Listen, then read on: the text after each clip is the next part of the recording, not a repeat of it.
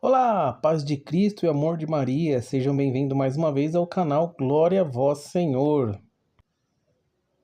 Neste vídeo, o padre Gabriel Vilaverde relata uma visita inesperada de testemunhas de Jeová, envolvendo-as em uma discussão teológica sobre suas crenças e a fé católica. Ele enfatiza a importância de conhecer a própria fé para defendê-la com eficácia, destacando a resiliência da Igreja Católica ao longo da história.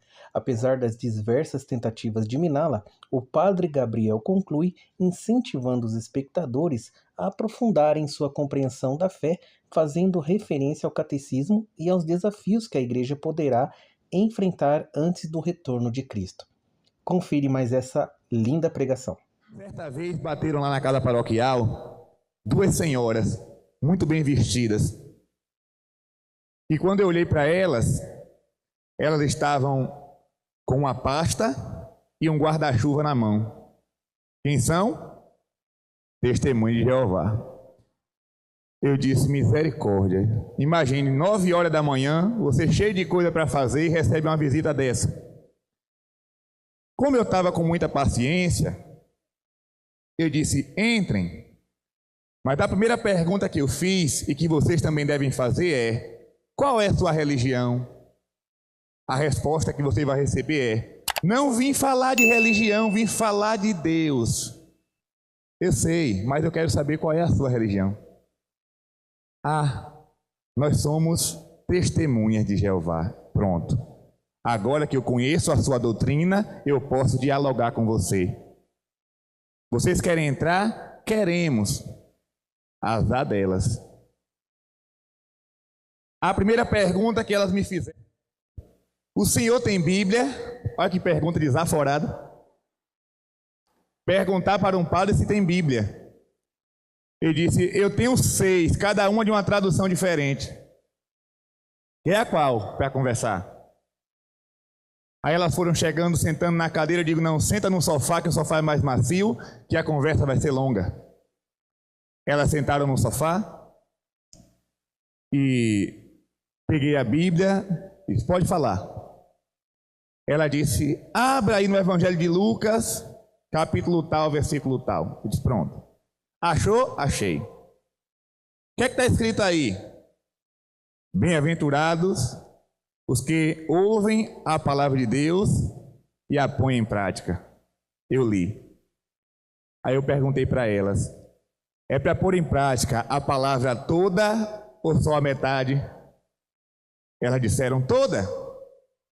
Pois bem, agora vocês me escutem, que quem vai falar sou eu.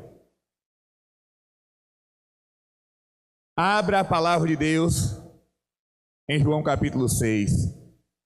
Elas abriram e eu mostrei esse versículo. Vamos colocar a palavra de Deus em prática. Minha carne é verdadeira comida, meu sangue é verdadeira bebida. Cadê a Eucaristia que vocês celebram? Não responderam nada.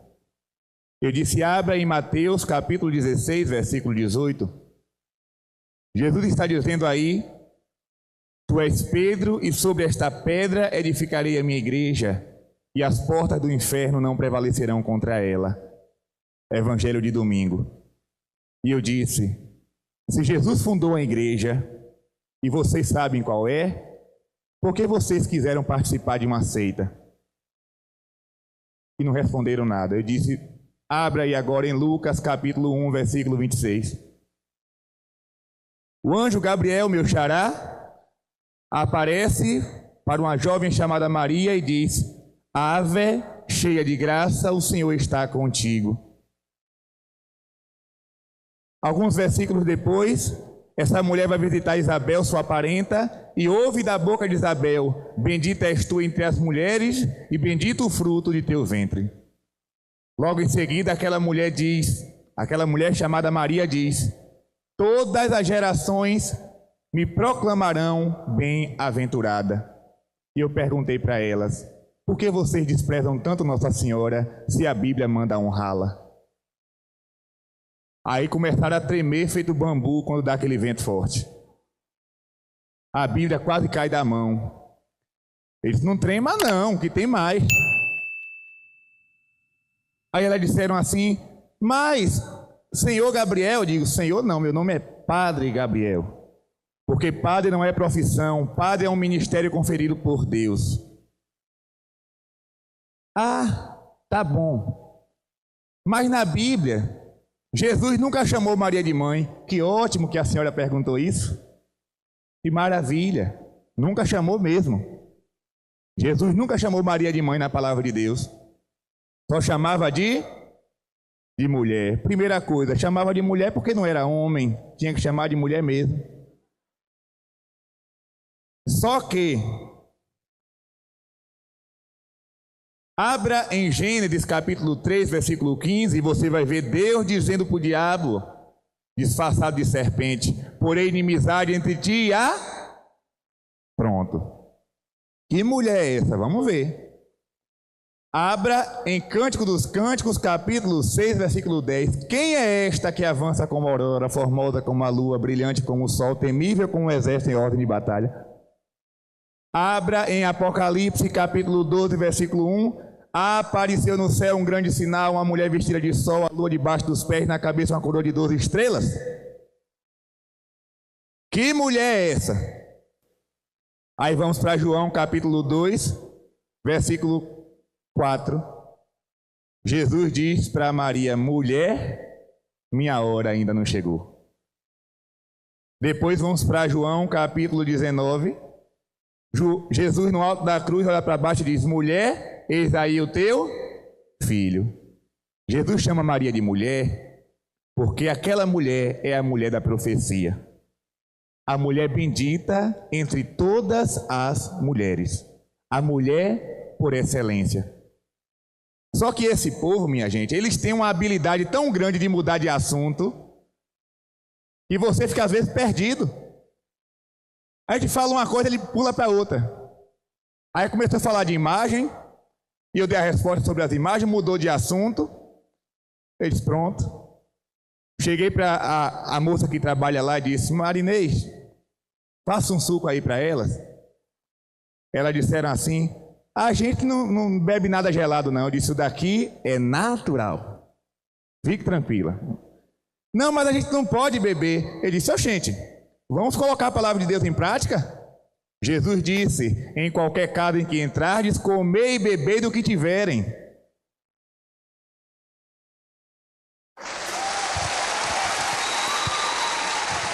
Meus irmãos, na mesma hora, a campainha tocou. Foi outros dois que estavam achando demorado demais, vieram buscar. Aí eu botei a cara na porta assim, entrem também, para a gente conversar. Não, que a gente está com pressa. Aí as duas foram saindo e eu fui atrás. Aí fizeram um sinal de lá. As que estavam conversando comigo disseram assim, não, a gente demorou porque ele estava tirando umas dúvidas. Eu disse, o quê?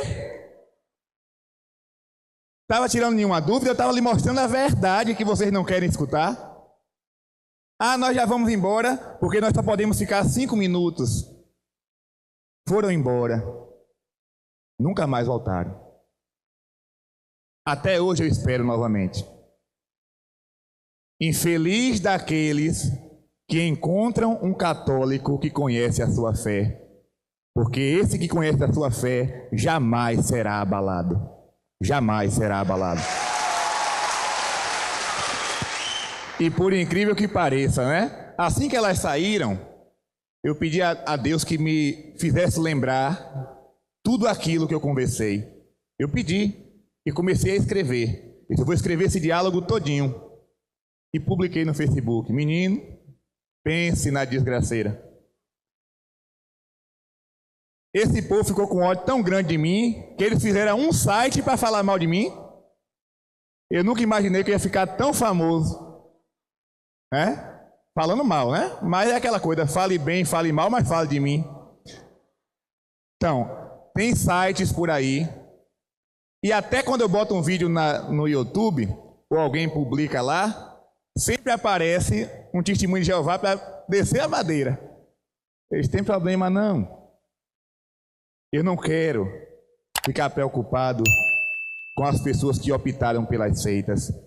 Eu me preocupo com aqueles que estão dentro da igreja e não conhecem a verdade. Tenha cuidado, meu irmão. Tenha cuidado. Aquilo que eu falava ontem. Padre, eu quero assistir a novela para conhecer os personagens da Bíblia. Pegue a palavra de Deus e vai estudar. Existe um livro chamado Catecismo da Igreja Católica. Estude, aprofunde sua fé. Tem outro livro chamado Código. Leia e conheça mais da sua fé. Sabe por quê, minha gente? Quando Jesus disse que as portas do inferno não iriam prevalecer, ele não estava brincando. Porque a grande maioria dos exegetas protestantes afirmam o seguinte: a Igreja Católica foi de fato fundada por Jesus, mas no 3º século ela se corrompeu e deixou de ser a Igreja de Cristo. Espera lá. Se a igreja se corrompeu, Jesus não passa de um mentiroso.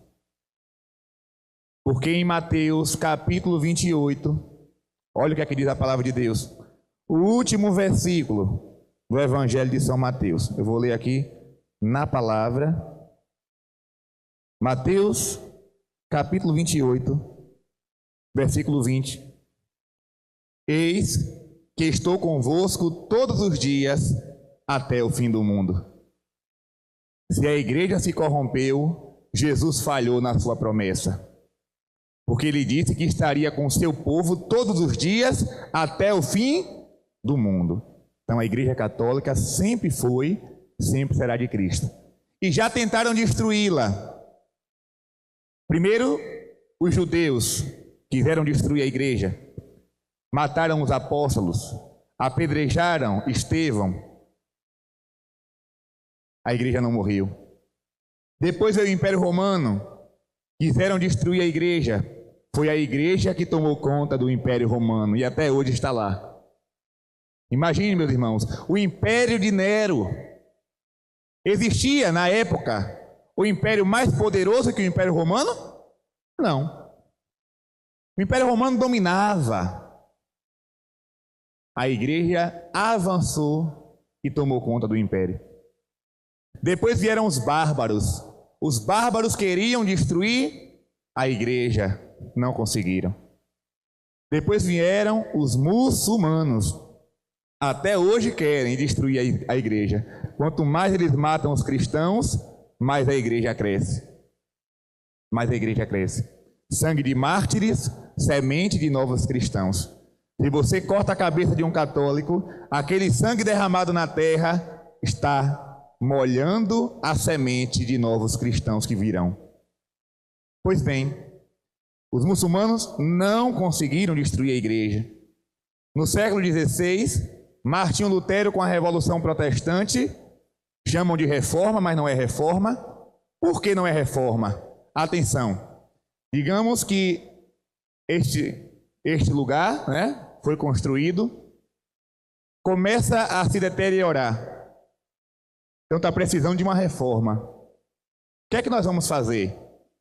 Vamos trocar, né, o teto, trocar as lâmpadas, reformar o chão, reformar aqui o palanque, né? Isso é reforma. Mas o protestantismo não reformou a igreja. Ele queria jogar a igreja por terra para construir outra em cima. Então não é reforma, é bagunça. Revolução protestante. Até hoje, querem destruir a igreja católica, não conseguem. Depois vieram os iluministas, não conseguiram. No México, a revolução dos cristãos, não conseguiu. Veio o comunismo de Karl Marx para destruir, não conseguiu. Veio o nazismo de Hitler, não conseguiu. Século XXI, olha a Igreja de Deus presente aqui na Paraíba. As portas do inferno jamais prevalecerão contra ela. Jamais.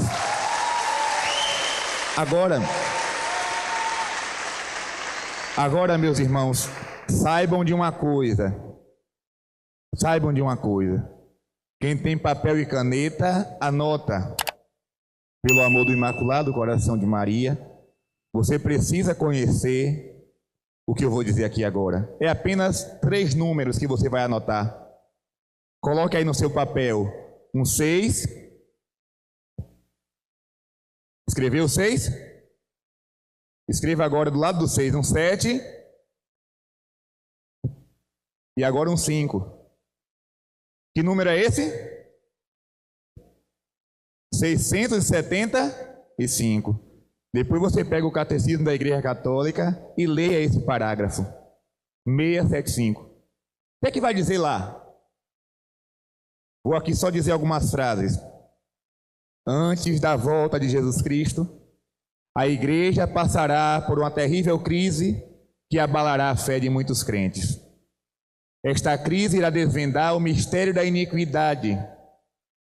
O anticristo irá se manifestar. Será um tempo de apostasia. Atenção, estou falando aqui olhando para a câmera.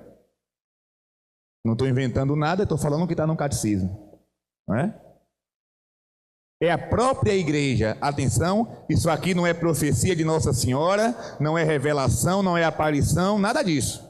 É claro que nas suas aparições, Nossa Senhora sempre alerta, sempre fala da crise que virá. Mas é o catecismo da igreja. Quem não acredita em aparição, mostre o catecismo. Se ele duvidar do catecismo, já deixou de ser católico. Antes da volta de Jesus, a igreja passará por uma terrível crise que abalará a fé de muitos crentes. Por quê? Por que abalará a fé? Porque muitas mentiras virão do lugar de onde deveria vir a verdade. Muitos escândalos que abalarão a fé das pessoas. Coisas terríveis que nós veremos na igreja de Deus. E muita gente vai abandonar a barca de São Pedro. Não tenha medo, não. Não tenha medo. O Evangelho diz: quando o Filho do Homem voltar, encontrará fé sobre a terra?